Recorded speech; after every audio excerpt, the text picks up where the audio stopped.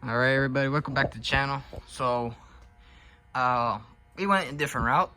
As you can see, there's something quite a little different. And starting off there. So yeah, the fiberglass hood, not gonna use it for now. I'm still gonna work on it.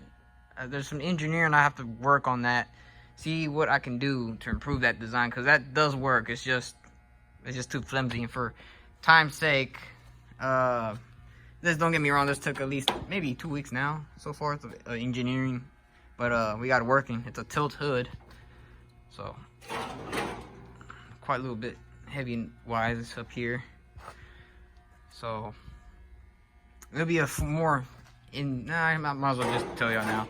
So the way we did it was we put back the fenders, welded them where I cut them, and then we recut it this way, so for it to actually be able to fold forward wise. Where the radiator would have went, we cut the bottom piece, moved it closer towards the fan. There's still no space because I'm gonna keep the AC condenser, the AC system, so, and I'm keeping the inner fenders. Now there's two videos I've seen, well, yeah, two different videos, but they're square body, and the guy didn't keep the inner fender, and he got rid of the AC, and I have to have AC. I don't know about you, but here in Texas right now, it's hot, and if you're out towards the California, Nevada, all that, yeah, you want your AC. Trust me, I would imagine you want it. So all we did was is we cut this part, fender obviously, cut this portion out for the radiator to sit, not touch anything, so it won't leak out. I still got to cut this out. So everything where this piece right here is usually would be where the radiator would have sat, but since we moved it up, this is all still where it's supposed to be factory, because it all bolted up right up before I cut it, and we welded. So the hinges, what we used, you can use anything, but this is the way we did it. So we used this angle iron here, both sides. I can't remember, I think it's 3x4. This is the 4, that's the 3. And like I said, this is literally where the factory would have been. Since it has that 3-inch lift, it actually helped a little bit. Not as much. So it was a little bit trickier, but since we got this, well, if it's a 3-inch, I don't know why this is 4. I think I have it backwards. Oh no, that looks a little bit longer. Let's just say it's 3, because it's supposed to be 3, but well, actually it could be 4, because the yeah, it is 4, because this is the normal level it's at. So we welded plate here onto the radiator core support. This is a piece of, I guess, chain. I think that's what it is called. This stuff right here. That's what we used. You only used 2 sections for the hinge itself.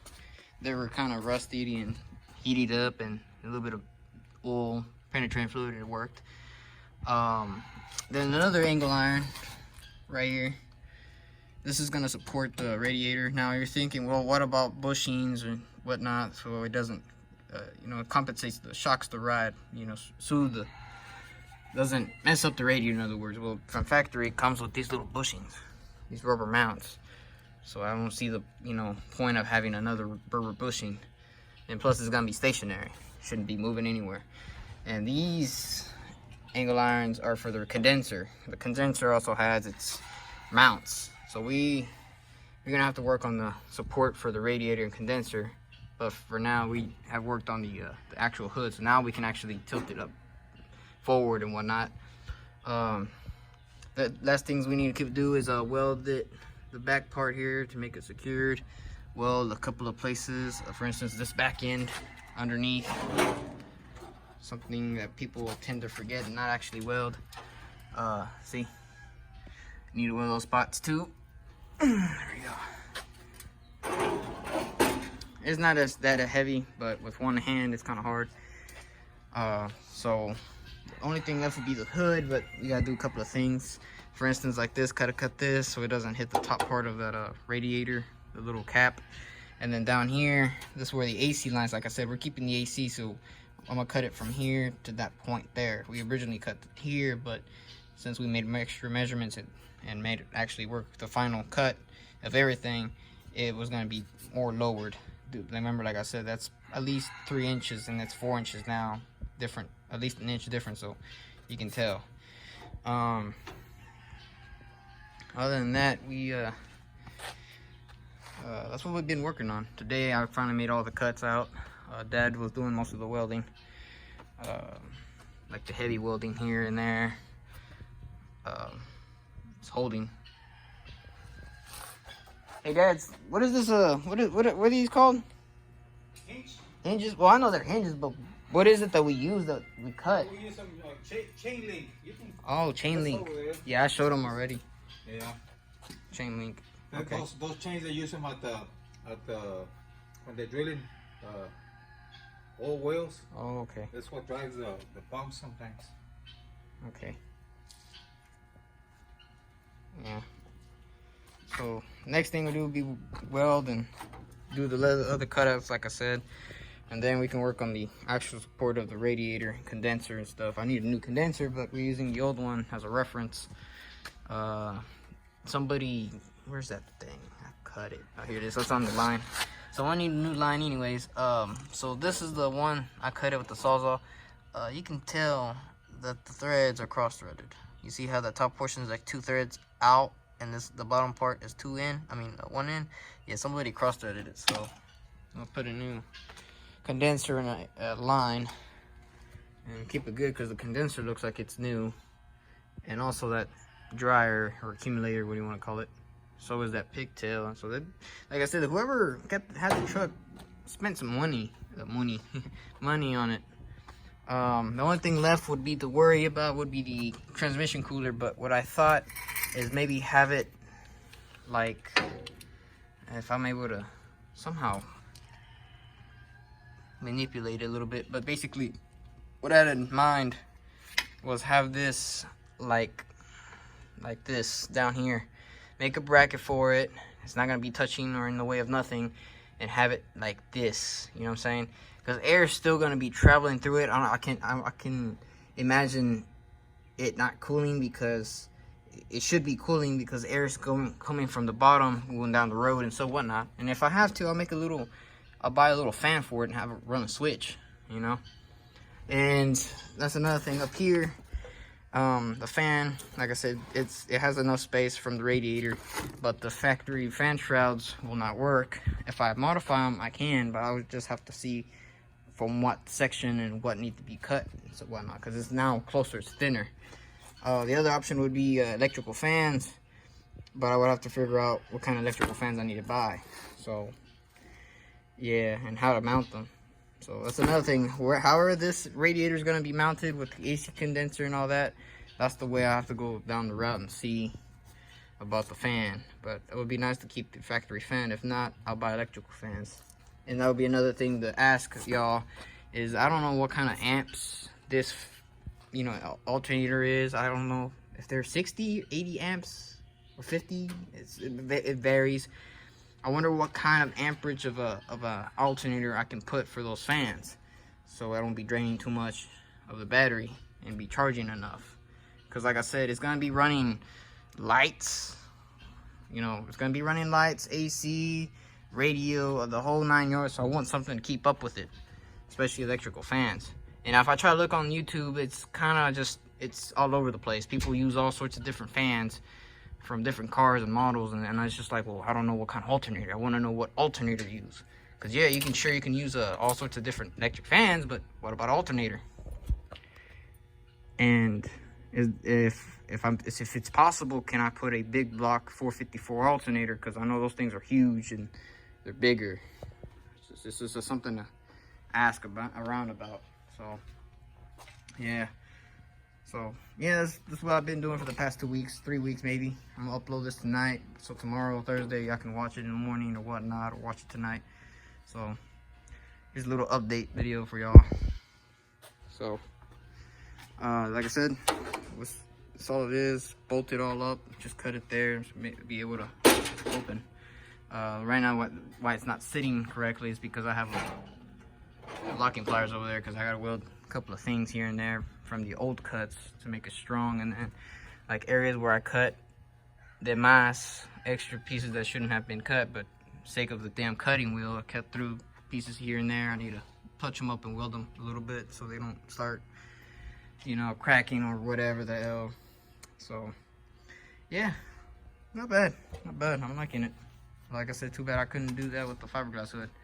It's something to keep on working, but slowly, or kind of engineer something. But this can work too. Just don't know what kind of grill I'll be using. I know that WT work truck grill would work perfectly, but I won't be able to use these turn signals. So I'll keep those. I might go back with the original front end, a WT model. I just have to buy a WT grill. I just don't want to buy a brand new one, because if I got to modify something, I don't want to spend so much money on something new that's going to be cut. I'd rather buy something that's used original or whatever from a junkyard and make cuts in here and there. So yeah, I don't know. From a distance, it looks like a Kodiak. Those Kodiaks that have the hood not flat but kind of bent down, a little weirder hood. Maybe at the end of the video I'll find a picture and edit it into the video so you can see what I'm talking about. There's two different kinds of Kodiaks in the 90s that use the same cab as the OBS or the CK models. But yeah, hope you like this little update video. Like I said, like, comment down, subscribe, hit the notification bell. We already hit 303 subscribers, I think that's the last time I count. So if we can make 500 by the time of my birthday, which is July 13th, which would be awesome as a birthday gift, that would be nice. Yeah, like I said, this is real simple. Just two big old angle irons, weld them. We didn't use nothing back here. It's just a straight piece of the plate that went factory on this, and then just the only plate we used was this for the hinges. That's about it. So yeah. We try to make it fit, make everything work like it's supposed to. So yeah. So like I said, if you like this, you want to see something like this continue. Too bad I can't really make a full video. And when we were building this, I didn't. Me and my dad, we were building this, figuring it out. I didn't want to document as much as that, because to try to figure something out and sit and ponder and then try to do this with the YouTube and videos, it's just taking a little bit of time here and there, and it's just, I'd rather work and finalize something so I can show y'all. It's not that hard to build one or do it if you have the patience and the time, because money, I mean, the only thing we did was reuse the most parts, and we had a bunch of scrap iron laying around.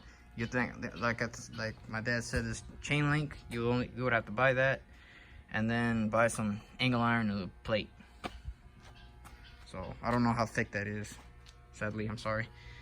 But yeah, so if you like the video, like I said, comment down. What else? Ask me questions, like and subscribe, hit the notification bell. Like I said, appreciate it a lot. One more thing, do a little shout out to a guy in Houston who sold me these seats out of a Peterbuilt, $579, I believe. I got them pretty cheap. He had them for a while, wanted at least 500. I got it down a little bit. I went and picked them up that same day. They're not ripped, they're a little dirty, a little bit clean. You can tell right there, right? Head sweat, whatever. It's easy to clean. I told him to check out my channel because I told him what I was doing. He was like, cool, and I showed him pictures, and he subscribed. So I appreciate it, Jose. That's a shout out to you. I'll send you a link to this video so you got the time to watch it, you know. Gave you a good shout out, and I appreciate it for the seats. The seats I plan on putting in here, but they're a little too high. They give me maybe an inch or two of clearance from the head. I mean, the top part of the hood of the not the hood of the chassis. I mean the chassis, the cab. They all start with C, except for the hood. But yeah, they gave me only 2 inch of clearance, so I can't really use the air ride part. Now, if there were the seat part you know, the back, if it was a little bit shorter, maybe yes, but we will see. My dad, he said he would buy them off for me because he has the trucks and he has a couple of buses, and I think some of the buses, I don't even know if they're air ride or not, the seats, but he wants air ride seats. And I said, if you want them, just pay me what I paid or whatever, or I give it to you, or whatever the case may be. He told me he wanted them if I was willing to sell, sure. So like I said, I appreciate it, Jose. Yeah, hope you liked the video. I'll catch you on the flip side.